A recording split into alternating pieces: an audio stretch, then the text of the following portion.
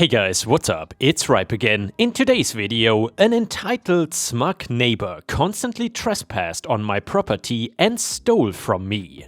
I installed an electric fence and they reported me to the HOA. Here is what happened. Subscribe to Ripe on YouTube and hit the bell to turn on notifications. HOAs are never fun to deal with. I wish I had more knowledge of that before I agreed to joining the HOA in my neighborhood. A little backstory, I was young, single and knew nothing about HOAs. I ended up being really fortunate and landed a great job that allowed me to move into a nice gated community. Being young and excited, I did not pay any attention to the fact that it was an HOA neighborhood and therefore I signed all the papers and was just happy to be able to live in a safe neighborhood. Pro tip, if all of the houses look the same, are the same boring town and beige color, there is a white picket fence or it is a gated community, there is a fairly good chance that it is an HOA. At first I really did not mind the HOA, hell, I was in my 20s making money and owned a house. What did I care if some old pricks were telling me I needed to cut my lawn or else I would be fined within a week? There were some small things that happened like that, but they never really bothered me. A couple months in though, after I was settled, I started getting to know my neighbors more and I heard about all of the horrible stuff the HOA was doing. Especially, there was a family who lived in the neighborhood on my street actually, who was known for causing a lot of trouble and even suspected of stealing things from people's yards and garages. At first I was in denial because this was such a nice neighborhood and so far everyone had been so friendly to me that I thought there is no way something like that can be going on. However, I quickly found out that my neighbors were telling nothing but the absolute truth. Now, this family had a good range in ages. The parents were around mid-50s to 50s I assumed, their youngest kid was 14 and their oldest still at home was 23. During this time, I also adopted a dog from the animal shelter, a boxer who was extremely friendly and wanted to always play around. 99% of the time he was inside while I was at work. There was the occasional incident where I was dead tired and would forget to bring him back inside after I let him out in the morning to do his business. Please don't yell at me, I promise I'm a fantastic dog owner, otherwise he even sleeps on my bed. Anyway, so one day I was running late for work and forgot to let my dog inside. I do have a fenced-in yard and I do love that dog to death, but he is just not smart enough to figure out how to jump the fence. I also have a GPS collar on him, so if he somehow gets out or runs away, I can easily locate him. And also, I don't have to worry too much. This same day, I was able to leave work a little early, and thank God I was, because guess who got a notification that their dog was down the street seemingly running around the neighborhood? Yep, it was my dog. I know there is no way that he could have jumped the fence, so I thought maybe the mailman came by and accidentally left the gate open. Well, I stopped by the house to check and the gate was wide open, but my mailbox was empty. Oh, and the rocking chair that I had on my porch was missing? Yes, I was in my 20s sitting like an old man on my porch. Don't judge me. Well, luckily it seemed like my dog had only made it to the next street over, so I was able to catch him.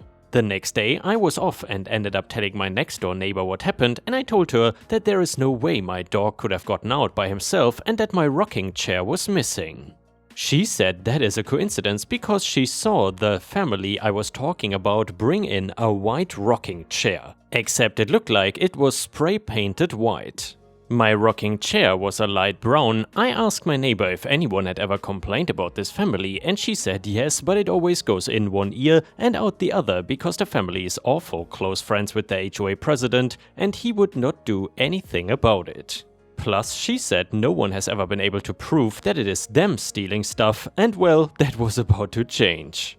I decided to get a security camera and place it nestled under one of the awnings on my porch. My neighbor mentioned something about a rule about the security cameras, but I was able to get by this rule by having it face my front door. I knew that they would not be able to see it anyway. I also started placing items that were tempting for people to steal. For example, I left a nice pair of brand new Nikes at the front door, and yes, I did capture them on video stealing it, but that was not the end of my plan. I then got a new fence installed, except it was an electric fence. Don't worry, I turned it off when my dog was outside and placed a small warning sign in the back corner of my yard. Over the next couple of weeks, various items were stolen from my front yard.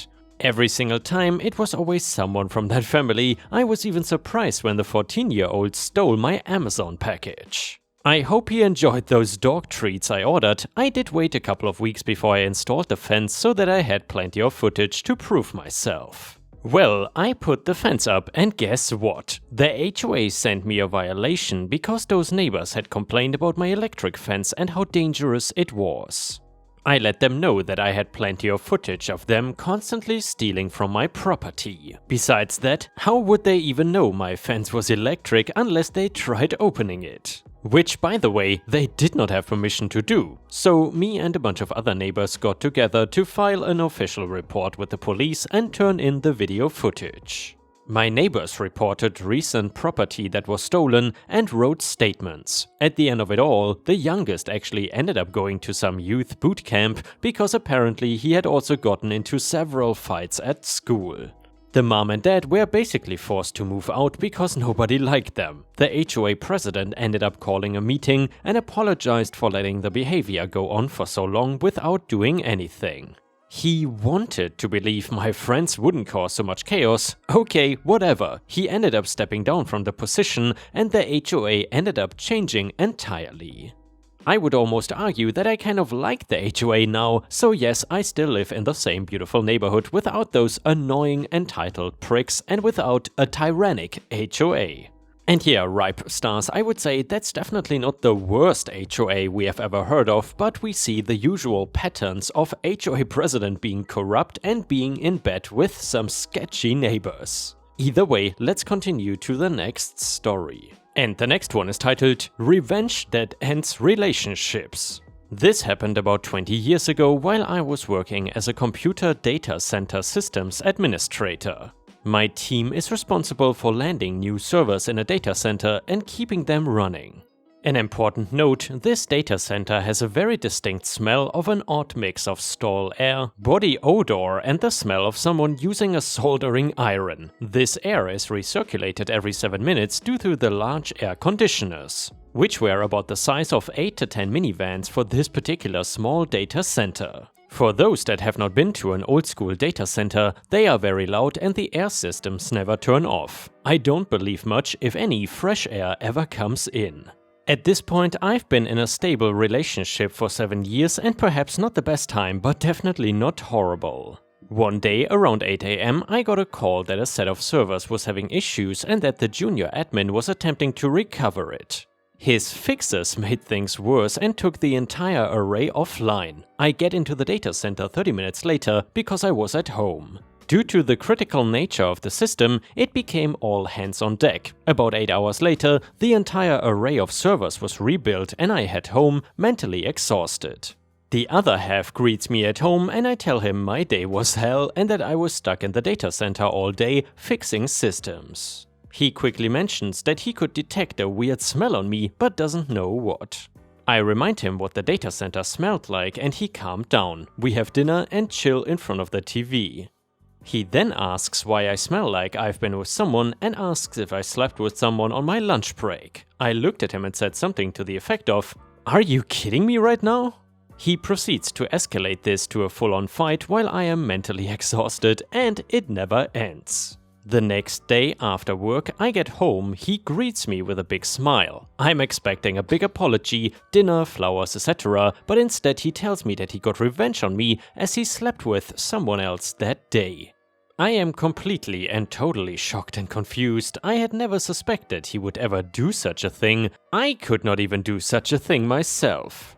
The next day after he left for work, I called my manager, who is 100% awesome, and told her I'll be taking an emergency mental day, and she did not ask a single question and only said, "Let me know if you need anything." Seeing as he mostly or kind of lived in my house and he still had a place of his own 20 minutes away, I began packing up his stuff into a few trash bags and left them on the front porch. Heavy objects in bags don't hold well and whatever, afterwards bought and replaced all the locks for the house, the old ones were showing their age anyways. He never stayed another night in this house. The double revenge? It's the best revenge of all. 9 years after this, I met the man of my dreams and we have been together for 11 years, married for 6 of them. He is amazing, handsome and sexy as hell. There is so much mutual respect and caring for each other, it is ridiculous. We give each other little mini surprises and gifts even mid-week. We leave little love post-it notes to each other, been all over the world together and just enjoy life so much. It's been so amazing that I didn't know life could be this good until I met him. Looking back, I'm sure he already either messed around with someone or many, or at least knew of someone. I don't know how else you could find someone so quickly to meet up on your lunchtime on such short notice. We ran into my ex about 7 years ago, he was single and seemed lonely. And the next one is titled, When a Smart Person Gets Revenge. I worked as a mechanical design engineer for a small family-owned company that manufactured beverage dispensing equipment. The owner of this business, let's call him Bill, was an arrogant man that ruled with an iron fist. He insisted on being involved in every stage of the new product development cycle, from ideation to alpha and beta testing. At the time, I was designing a machine that would upgrade current output by 200%. Think a soda fountain with 2 times the speed. This machine was going to be the big boss Bill's cash cow for the next fiscal year, so naturally he was very interested in it. He was projecting several $1 million in sales. It was in the initial build stage, bunch of pumps, wires and motors held together by unfinished steel brackets and zip ties, far from the final release look. He would often show up to my workstation with no PPE, asking questions like, "Is this done yet? Did you fix the hydraulic system leaks?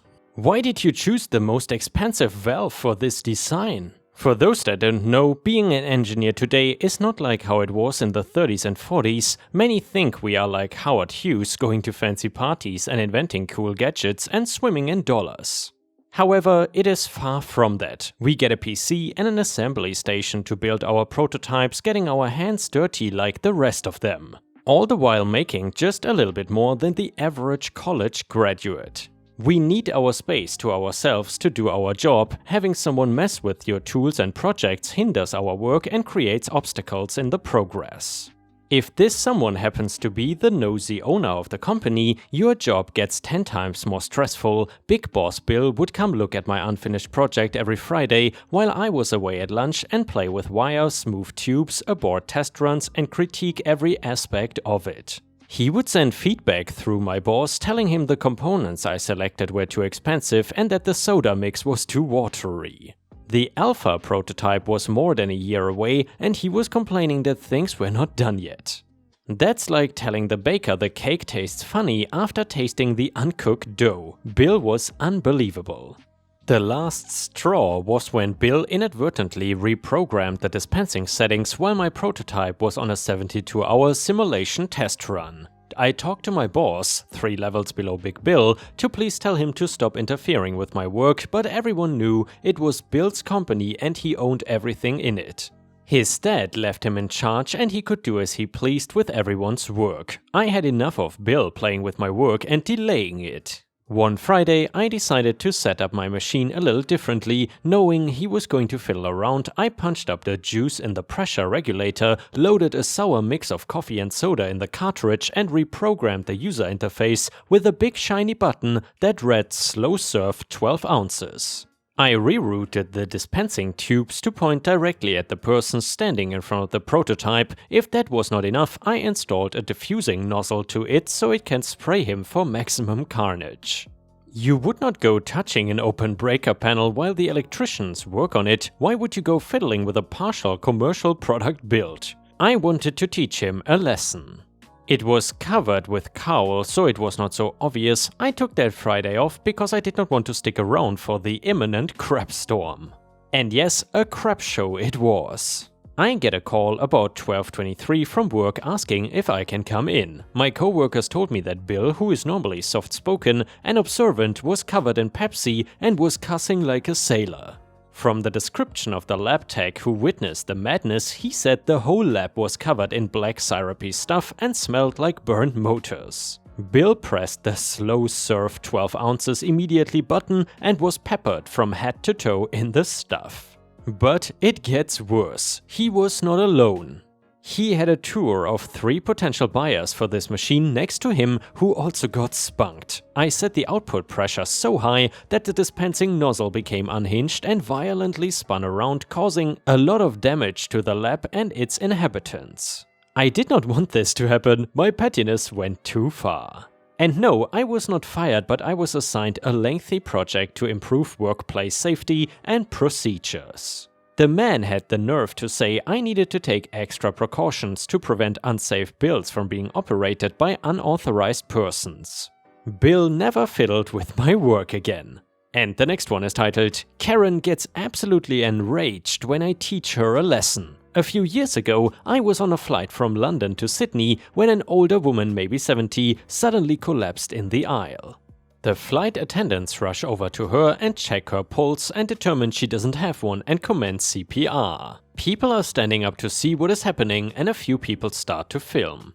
At this point, the flight crew brought out a defibrillator and have had to remove the dying woman's shirt to use it on her. Myself and a few other people tried to stand around and them to block the view and give the poor woman some dignity in this horrible moment. The flight crew are naturally panicking but remaining professional. One flight attendant is asking people to stop filming, but they don't. The closest person to me was Karen, and she had her phone moving at all angles to try and get some footage of the poor woman on the floor. I snatched her phone out of her hands and called her a disrespectful Karen, and she instantly started screeching that I had stolen her phone. The flight attendants were not paying attention to what she was saying, as they clearly had more important things to focus on. She then grabbed a flight attendant who was assisting with first aid by the arm and told them I had stolen her phone. I did not want to cause more drama for the poor flight attendant who was so flustered, so I threw her phone down on her seat. The lady collapsed shortly before we landed, so once we had landed, we all had to wait on the plane while the ambulance crew boarded and commanded CPR and eventually took her off the flight. While we were waiting, Karen said, "Can we get off the plane? I want to go home. I've had a long flight and I'm tired." Luckily for me, someone else was sick of her BS because they told her to shove her complaints up her butt. I wish I had thrown her phone out of the plane if I could have. And the next one is titled, Child Support Revenge After Many Years. My parents divorced many moons ago. The children were 5, 4, me, and 2 years old at the time. My father didn't want to pay his child support through the courthouse because of the man, and he didn't want any of his child support to be accessible to my mother. He would pay sporadically or not at all when we were growing up. Now, child support for 3 kids back in the day amounted to around $150 a month. She reported him to the state and we moved on with our lives, including a wonderful stepdad who took all of us on as his own. A few years ago, my biological father applied for Social Security. He had successfully avoided collections by working for himself and dodging collections. The state I lived in started to garnish money out of his SS payment. My mother does a happy dance every month knowing that she is getting the ultimate petty revenge for all those years she struggled to raise us without his support. And yeah, ripe stars, I would say that's a good ending to the story. If you have ever gotten revenge on any of your ex-partners, then please let us know in the comments. And either way, I hope to see you again tomorrow. Thank you very much for watching.